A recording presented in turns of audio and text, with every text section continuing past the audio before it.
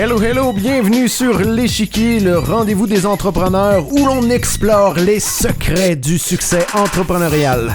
On y parle du mindset et des stratégies qui vont te permettre de faire mentir tous les pronostics et de bâtir une entreprise prospère sur des fondamentaux solides comme du rock. Je te le dis, tu veux surtout pas manquer ça. D'ailleurs, si c'est pas déjà fait, je t'invite à suivre le show et à activer la cloche dès maintenant sur ta plateforme de balado préférée. Je suis David Gaudreau et on commence le show direct là. Hello, hello, bienvenue sur l'Échiquier. Merci d'être là aujourd'hui dans ce nouvel épisode où on va parler de pricing, plus spécifiquement de comment définir nos prix lorsqu'on est indépendant. Donc voilà, on va parler de différentes façons de définir nos prix. On va se poser la question aussi si on devrait adopter différents modèles dans notre stratégie de pricing. Donc d'abord, comment on peut définir nos prix? Il y a différentes méthodes. La méthode qui est assurément la moins bonne, mais qui est somme toute assez populaire quand même, c'est le cost plus. Donc on définit nos coûts, on ajoute une marge de profit et ça devient notre prix final. Si cette méthode-là était utilisée par Apple, on payerait les iPads pas bien plus que 50$. Okay? Donc ça serait très peu rentable pour eux. C'est une stratégie qui va être très peu rentable pour toi aussi, ou une façon de définir tes prix qui a un certain niveau de complexité lorsqu'on est indépendant, parce que c'est pas toujours évident d'évaluer nos coûts fixes et qui de toute façon au final n'est pas une méthode qui va te permettre de t'enrichir, qui va te permettre de charger des tarifs qui sont alignés avec la valeur que tu offres, parce qu'il n'y a aucun espèce de lien entre la valeur que tu offres et les coûts. Parfois, la valeur du marché va être très près de tes coûts. D'autres fois, et ça c'est la situation idéale, tu vas avoir de très bas coûts et tu vas être en mesure de charger des prix substantiels. C'est le cas de toutes les marques fashion, premium, de luxe, etc., etc. Ils ont des coûts très bas et ils sont en mesure de vendre à des tarifs très élevés. Donc voilà, il y a une autre façon qui va t'aider à définir tes prix, tes tarifs. Ça s'appelle à la manière de la concurrence. Donc tu vas évaluer, tu vas regarder ta concurrence, ok? Tu vas voir comment tes concurrents se positionnent. Ça va te donner une fourchette de prix. Donc il y a certains concurrents qui vont se retrouver dans la fourchette basse, d'autres qui sont dans la fourchette haute, et toi, tu peux te positionner à l'intérieur de ça en fonction de ton expérience, de tes compétences. C'est une façon qui est intéressante, particulièrement pour les indépendants qui offrent des services d'exécution. OK? Donc, des services qui s'apparentent un peu à des services de commodité ou qui ont les attributs d'une commodité, donc qui sont facilement comparables, facilement remplaçables, des services un peu de main-d'œuvre où le client a besoin de main-d'œuvre additionnelle, il t'arrive avec un projet déjà tout défini et il te demande d'en faire l'exécution. Donc, il y a moins de valeur ajoutée, évidemment, à ce type de service-là, à moins, bien sûr, qu'on se retrouve dans un marché où la demande est plus grande que l'offre. Là, ça peut faire exploser les prix. Mais de manière générale, là, dans un marché standard, disons, ce type de service-là offre moins de valeur ajoutée. Et donc, c'est ça, on va se retrouver avec des tarifs, souvent dans le monde du marketing, des communications, qui vont osciller entre 50 et 100$. 50 étant vraiment le minimum, à mon sens, même 75$, on ne devrait pas descendre en dessous du 75$ de l'heure comme indépendant. Mais voilà, pour ce type de service-là, c'est un modèle qui est intéressant. C'est sûr que là, lorsqu'on offre des services où on offre plus de valeur, une plus grande valeur ajoutée, okay, où on a un positionnement, on parvient à bien se démarquer, à se différencier de la concurrence, à se spécialiser dans une niche, à faire reconnaître notre autorité, notre notoriété, etc. Bien là, ce modèle-là, en fonction de la concurrence, n'est pas nécessairement le meilleur. Parce que la majorité de la concurrence qui se retrouve dans cette fourchette-là, c'est ça, c'est pas des personnes qui nécessairement vont travailler à bâtir leur notoriété, à augmenter leur valeur perçue par rapport au marché, à se positionner comme une référence de leur secteur, comme un expert reconnu de son secteur. Donc voilà, aussitôt qu'on fait ça, là, on a une valeur perçue qui est plus élevée et donc c'est préférable de passer à la façon suivante et de tarifer à la valeur. Et là, la tarification à la valeur, il y a une certaine complexité, il y a différentes façons de le faire, il y a différents facteurs qui affectent la valeur. Et donc, pour le reste de l'épisode, on va parler de tarification à la valeur. C'est, à mon sens, la meilleure façon de tarifer nos services. Et donc, ça vaut la peine de passer un petit peu plus de temps sur cette méthode-là. Évidemment, lorsqu'on tarife à la valeur, on va faire le nécessaire pour justement offrir plus de valeur à nos clients. La première façon de le faire, c'est définitivement d'offrir du conseil, des stratégies, de l'expertise à haute valeur ajoutée. Okay? Donc, une expertise qui va être spécifique dans une niche. Okay? On parle d'expertise, donc de services experts. Donc, souvent, on va offrir ici des services de consultation. Et donc, en quelques heures, on va faire bénéficier à notre client de plusieurs années, décennies d'expérience en quelques heures. Okay? Donc, ça justifie de charger beaucoup plus, bien évidemment. Okay? Donc, imaginons un designer qui a passé des décennies à développer son expertise. Il va peut-être être en mesure de designer un logo en quelques minutes, mais il parvient à le faire grâce au fait qu'il y a des décennies d'expérience derrière la cravate. Okay? Donc, ça a de la valeur. Donc, ça fait du sens de charger plus. Donc, dans ces cas-là, c'est ça, lorsqu'on charge à la carte pour des indépendants dans le domaine du design, communication, marketing, ça va partir à une braquette base de 150 $ de l'heure et ça va augmenter jusqu'à 500 $ et plus de l'heure. Je pense par exemple à David C. Baker, qui est consultant, qui charge, il a dit sur un podcast, 18 000 $ la journée. Okay? Donc, la limite peut être très haute lorsqu'on est un expert reconnu mondialement, conférencier réputé, avec une notoriété assez grande, etc., et qu'on a la capacité d'avoir un impact significatif sur notre clientèle grâce justement à un gros bagage de compétences et d'expertise.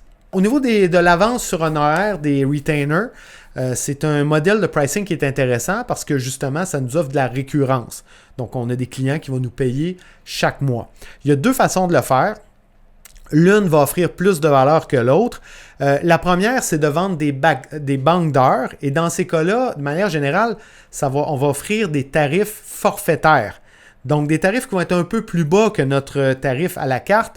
Pourquoi? Parce que notre client va nous payer d'abord et on va offrir les services ensuite. Ça veut dire quoi? Ça veut dire que nous, on gagne un bénéfice important comme indépendant. On a un cash flow qui est beaucoup plus important. Okay? Donc, il y a un avantage à se faire payer avant plutôt que de se faire payer sur un net 30 jours, 60 ou 90 jours. Okay? Ça fait toute la différence du monde parce qu'on a un cash flow qui est beaucoup plus important. On peut réinvestir en publicité, en promotion, aller chercher d'autres clients, en acquisition de clients. Et donc, c'est vraiment une situation win-win. Donc, un client qui achète une banque d'heures, évidemment, va payer par rapport à la valeur, mais va quand même s'attendre à payer un peu moins par rapport au taux horaire parce que, justement, il s'attend de bénéficier d'un tarif forfaitaire. L'autre façon de vendre une avance sur honoraire, un retainer, mais cette fois-ci, à un tarif qui va être plus élevé que notre tarif horaire, ça va être en offrant un accès privilège sur la disponibilité du conseil. Donc, dans ces cas-là, par exemple, le client va accepter de payer plus pour avoir justement cette disponibilité-là. Et là, lui va s'attendre que lorsqu'il y a une question, tu vas être là pour y répondre, que ce soit un dimanche après-midi, un mercredi soir ou un samedi matin. Okay? Donc, il paye pour cette disponibilité-là. C'est ce qui fait, par exemple, que, et là, je reviens au tarif horaire, mais quand même, c'est un exemple intéressant qui est en lien avec ça.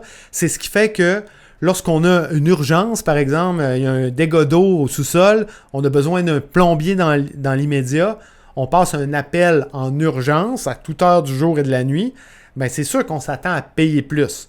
Okay? C'est le même principe avec une avance sur honoraire où on va acheter un accès privilégié. On s'attend de payer davantage, mais c'est sûr qu'en retour, on a un meilleur service. On n'a pas besoin d'attendre pour avoir, exemple, réponse à nos questions. Je pense à un consultant là, qui donnerait du service conseil à un CEO d'entreprise. Le CEO, le moment où, par exemple, il est à son conseil d'administration, il y a une question importante, il a besoin d'une réponse maintenant pendant le conseil. pas 3 heures une fois que le conseil est fini. Donc ça vaut de l'argent. OK? Donc voilà, donc ici on est dans l'intégration de la valeur à l'intérieur de nos tarifs, soit des tarifs à la carte ou des tarifs en avance d'honoraires. Ensuite, on peut intégrer, encore une fois, de la valeur à l'intérieur de services standardisés ou en anglais le terme productized qu'on pourrait traduire mot à mot un service productisé. Ça va être intéressant aussi parce que là, on n'est pas juste dans la vente de temps. Parce que là, dans l'avance sur honoraire puis la tarification à l'heure, ben, notre tarif est toujours lié au temps et donc on est capé par le temps maximal qu'on peut travailler dans une journée. Okay?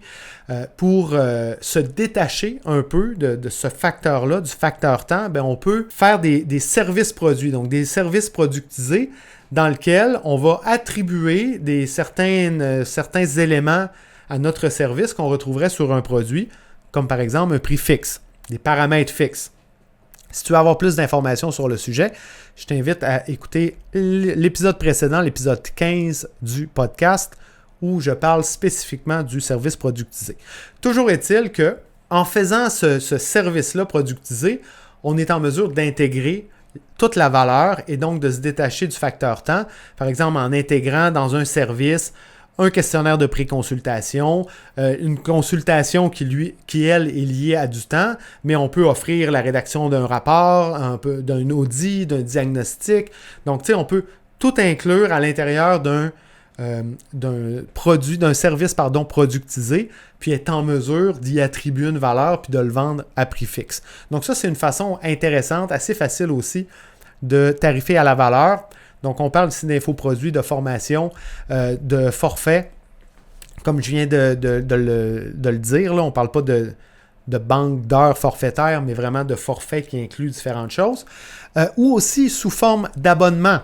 Donc, au niveau des abonnements, on va avoir des accès à des communautés, forums. Je pense à la tranchée, sur une braquette de prix qui va souvent osciller entre 10 et 100 $ par mois. Les SaaS, les Software as a Service, fonctionnent souvent aussi sous forme d'abonnement. Ça s'adresse un peu moins aux indépendants, quoique il y a plusieurs indépendants aujourd'hui qui sont bien en vue, qui vont justement diversifier leur portefeuille en s'associant à des SaaS. Et donc, voilà, dans ces cas-là, ça s'applique. Des fois, ça va être un accès illimité. Je pense au service Sprint du groupe Ellipse, qui est une entreprise à Québec qui offre des cours d'anglais. Leur programme Sprint, c'est plusieurs plages horaires à chaque jour dans la semaine où les personnes peuvent se connecter, leurs clients, et pratiquer leur anglais. Okay? Et donc là, tu payes pour un accès illimité et donc tu as accès à toutes les plages horaires. On va voir ça aussi dans des gyms. Des fois, des indépendants, des formateurs qui ont plusieurs cours vont donner un accès illimité à tous leurs cours sur un abonnement annuel, par exemple. Au niveau des abonnements, le Mastermind est un incontournable qui va se pricer souvent entre 4 000 et 10 000 $ et plus. Là, j'ai même vu du 25 000, je crois, le Mastermind de Martin Latulippe. Et sinon, au niveau des abonnements, il y a aussi l'accès exclusif à du contenu exclusif à haute valeur ajoutée. On va le voir souvent dans le monde du podcast avec Patreon. Donc, des podcasters comme Mike Ward, par exemple, ont leur Patreon et comme ils ont un gros auditoire, sont en mesure d'aller chercher des revenus intéressants par rapport à ça. Donc, voilà une façon de pricer sur la valeur, de tarifer à la valeur, que de productiser, de standardiser un service et d'en faire un produit, un package. Maintenant, il y a deux autres façons, mais là, cette fois-ci, c'est deux façons un peu plus complexes. Pourquoi? Parce que on va prendre en compte un facteur qu'on devrait en fait toujours prendre en compte quand on tarife à la valeur si on veut réellement s'aligner à la valeur qu'on apporte, c'est la situation du client. OK? La valeur est affecté par la situation du client. Notre client est dans une situation, dans un état d'esprit où, par exemple, il va reconnaître le problème. Il va en reconnaître toutes ses implications ou non. Un client qui va être ou non dans l'urgence. un client qui va être redevable à ses patrons, imputable de ses décisions, qui va être dans une situation où son retour sur investissement peut être de quelques centaines de dollars ou quelques centaines de milliers de dollars. Okay? Donc, évidemment que tous ces facteurs-là affectent la valeur perçue de tes services. Donc, si tu aides un client et tu l'aides à générer des centaines de milliers de dollars, mais tu vas pouvoir justifier d'aligner ton prix à une valeur qui est beaucoup plus haute que si tu l'aides à générer quelques centaines de dollars. Par exemple, une firme qui fait de la publicité Facebook, ben, elle ne pourra pas justifier de charger 30 000 $ par mois à un indépendant en lui permettant de générer une vente de formation de, je ne sais pas, moi, quelques milliers de dollars par mois. Par contre, si cette même entreprise-là offre un service de gestion de publicité Facebook à une grande entreprise et contribue à y générer des centaines de milliers de dollars de ventes par mois, ben là, ça peut devenir justifiable de charger 30 000 $ par mois pour les services de gestion.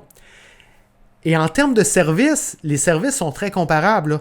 Il n'y a pas énormément de différence en termes de services offerts. Par contre, la valeur perçue par le client est très différente. Ce qui veut dire que lorsqu'on veut réellement tarifer à la valeur, on doit absolument avoir ce qu'on appelle une conversation sur la valeur avec notre client et adapter notre prix par rapport au client. Ce qui veut dire qu'on va pricer non pas le mandat, non pas la job, non pas le service, mais bien le client, la situation du client. Donc, en général, là, il y a 4 étapes dans lesquelles on va passer lorsqu'on fait une conversation sur la valeur. La première, évidemment, c'est de découvrir les objectifs du client. Okay? Il veut passer d'un point A à un point B. Donc, il y a un état futur désiré qu'il veut atteindre.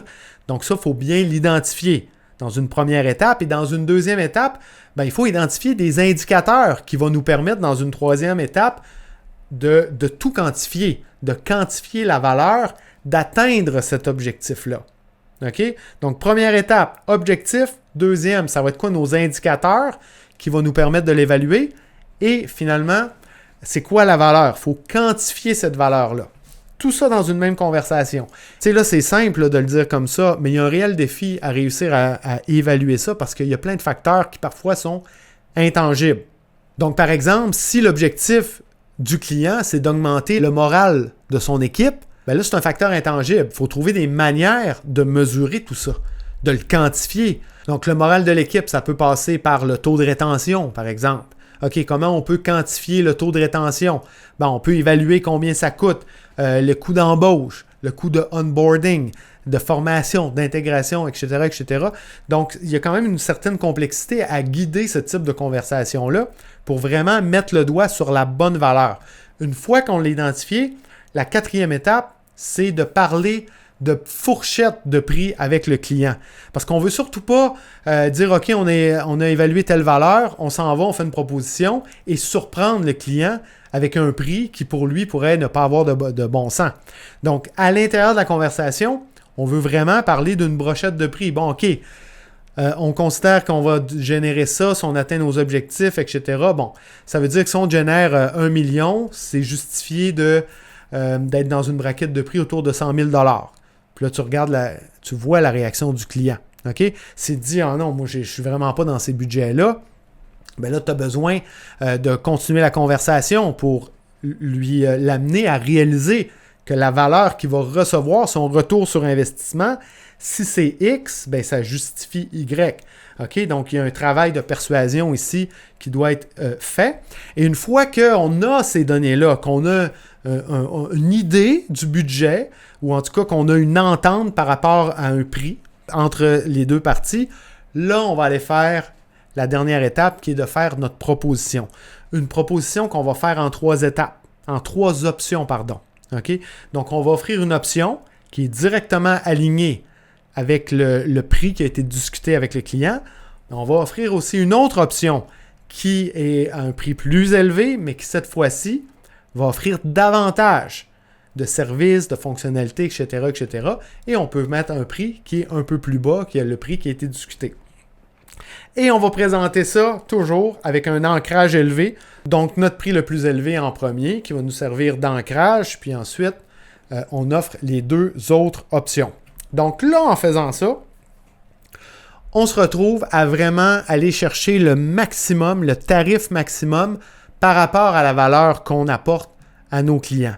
Donc ça, c'est vraiment la bonne façon de tarifer à la valeur. C'est la façon la plus compliquée, mais c'est la façon qui nous permet d'aller chercher les revenus qui sont les plus élevés. Il y a une façon, qui celle-là est encore un petit peu plus risquée, mais qui va nous permettre d'aller chercher encore plus de valeur. Cette fois-ci, ça va être de rattacher, donc on va tout faire la conversation de valeur avec le client, mais il y a une part de notre revenu qu'on va rattacher au résultat. Okay? Donc, si par exemple, on dit à nos clients, bon, OK, on a un objectif de 1 million, OK, on est prêt à tarifer plus bas nos services, OK, mais il y a une part de notre tarification qui va être liée à l'atteinte du résultat. Si on l'atteint, ben, on prend, disons, 5% du montant atteint. Okay? Donc ça va permettre d'augmenter significativement le tarif, mais c'est rattaché à la performance. Donc si on ne réussit pas à l'atteindre, ben là, c'est ça. On va avoir des revenus qui vont être substantiellement plus bas. C'est une prise de risque qui est plus grande et donc qui peut être récompensée davantage. Maintenant, parlons de comment on peut augmenter notre valeur perçue aux yeux du client. J'en ai parlé un petit peu de quelques éléments déjà. Donc, la première chose, ça va être notre positionnement. Okay? Plus on a un positionnement qui est spécifique, qu'on se spécialise à servir une niche très spécifique et donc qu'on augmente notre expertise par rapport à leurs besoins, par rapport à leurs problématiques, plus on va être en mesure d'offrir une valeur perçue qui va être élevée. Okay? D'autres éléments, c'est que plus le temps que le client va devoir investir, et les efforts sont bas, plus la valeur perçue sont bas pour obtenir les résultats, plus la valeur perçue, bien entendu, va être élevée. Évidemment, plus les résultats sont élevés, plus la valeur perçue est élevée. Donc ici, on va parler de retour sur investissement.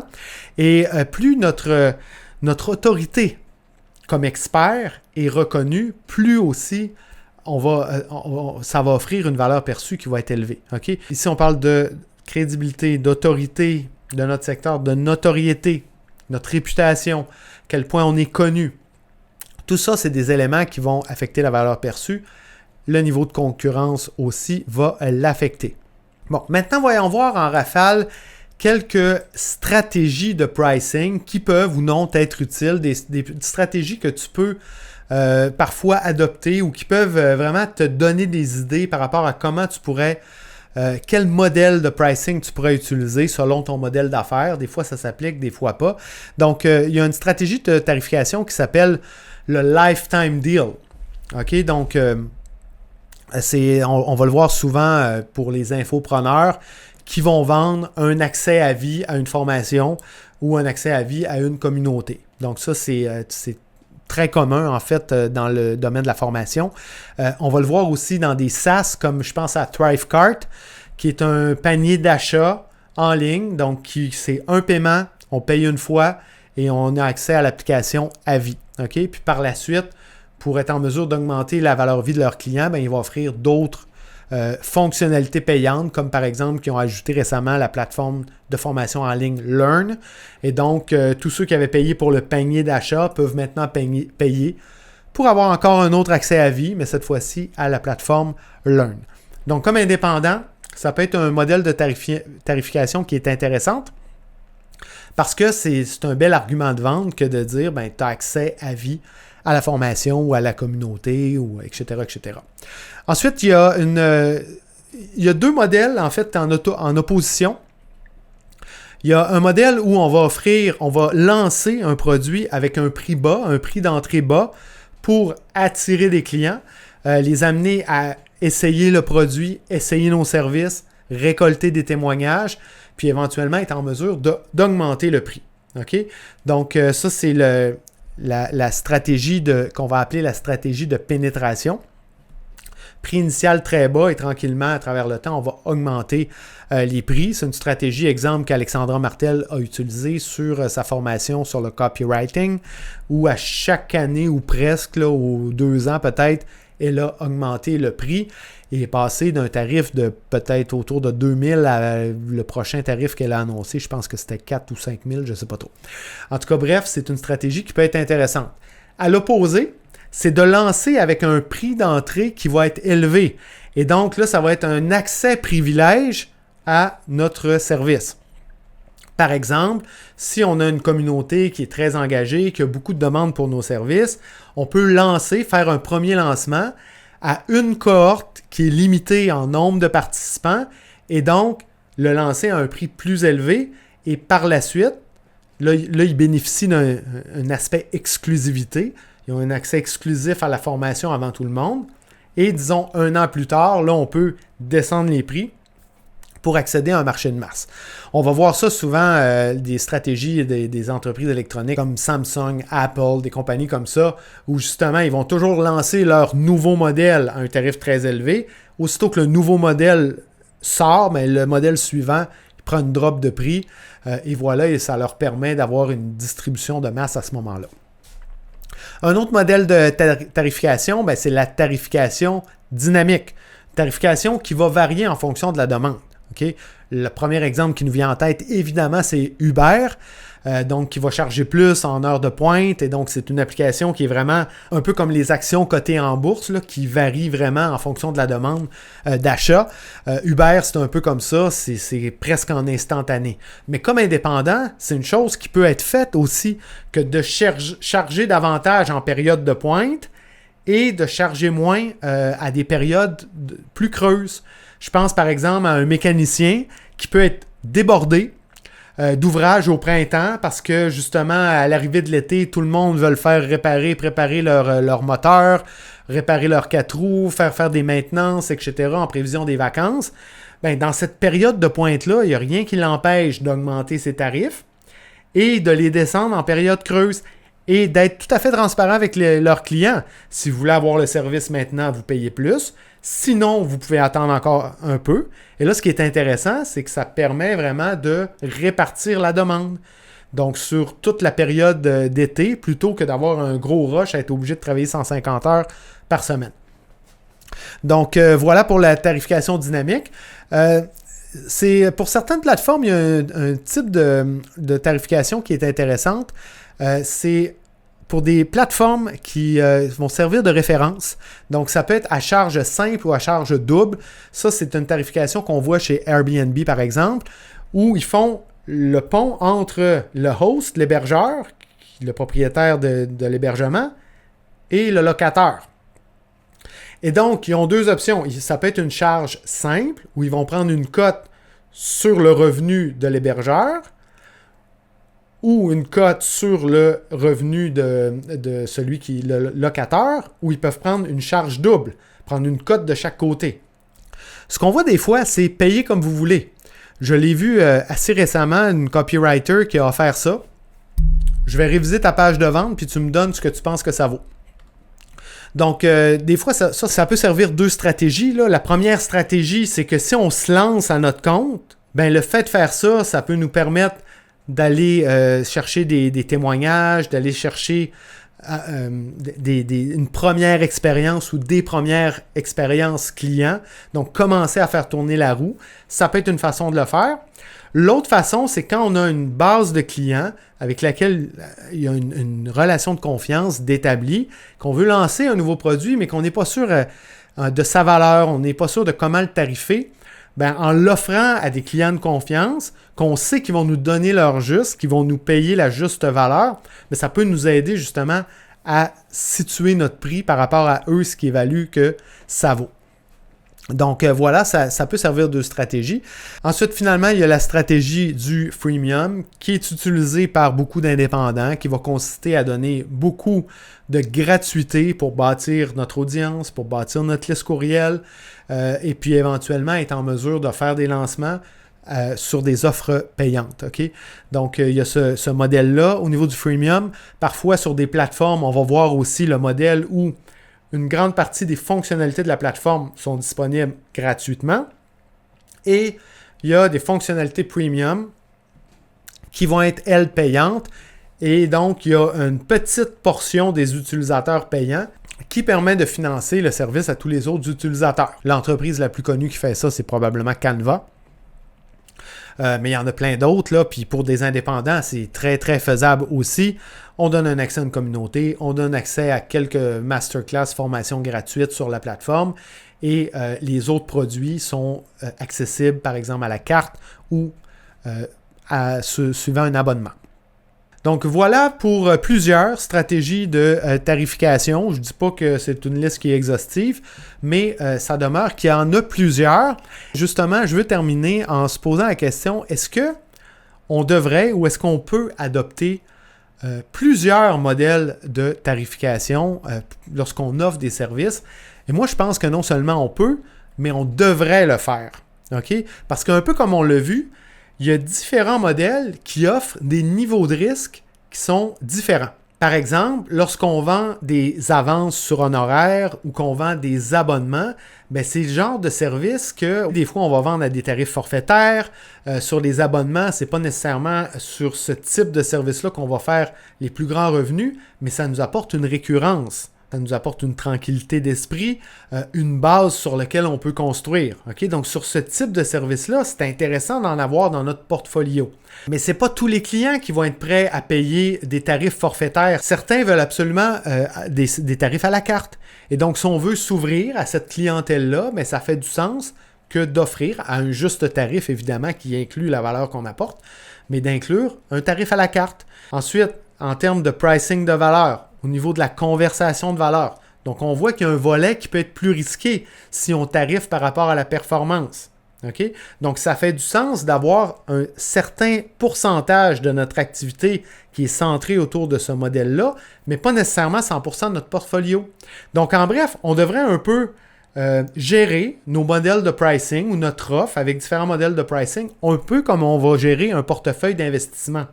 Donc, on va avoir nos revenus récurrents, okay, qui vont nous apporter de l'eau au moulin, une tranquillité d'esprit dans un certain pourcentage en fonction de notre tolérance au risque. Et on va avoir aussi, d'une autre part, peut-être d'autres services qui vont être davantage liés à la performance et donc qui vont constituer peut-être un plus petit pourcentage de notre portefeuille, mais qui vont avoir un haut potentiel de revenus. Donc, on peut vraiment gérer notre offre de service de cette façon-là pour maximiser nos revenus tout en gérant notre tolérance au risque. OK?